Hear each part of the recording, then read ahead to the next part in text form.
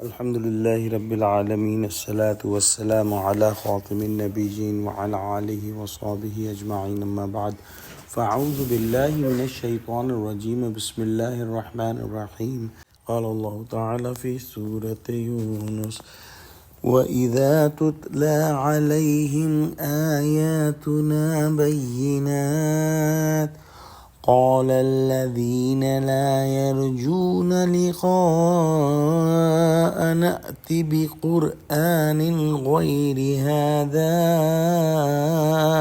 أو بدله قل ما يكون لي أن أبدله من تلقاء نفسي إن أتبع إلا ما يوحى إلي إني أخاف إن عصيت ربي عذاب يوم عظيم.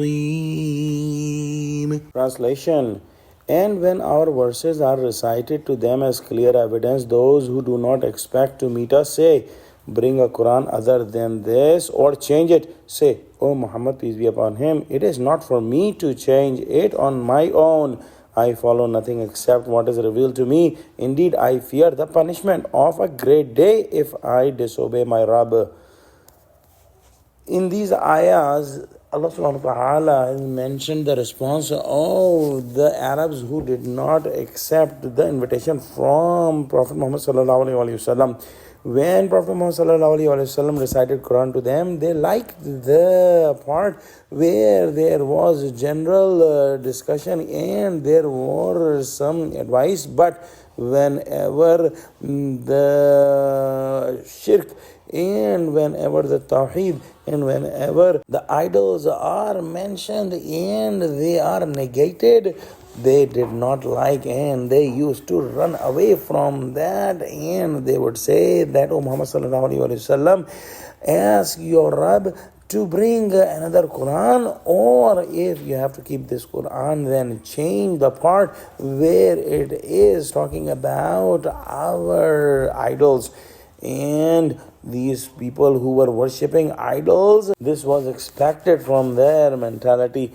But the detailed answer of this is that it is not on an angel or the prophet that they will make some kalam or some text and say that it is from Allah subhanahu wa ta'ala or whatever Allah subhanahu wa ta'ala has said. They will never change a single alphabet in the text.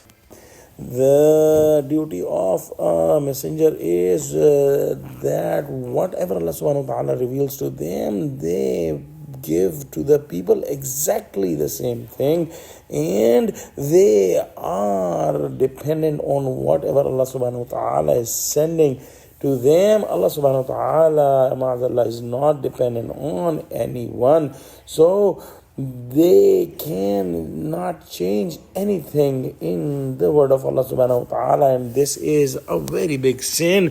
And the messengers are the most innocent and they are free from sins, and they will never do any sin like this. In the end of the ayah, it is mentioned that indeed, I fear the punishment of a great day if I disobey my Rabb.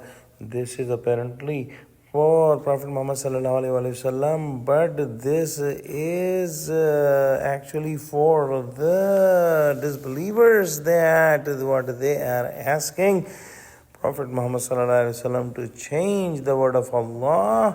This is a great sin, and these disbelievers and disobedient people will get the great punishment for that.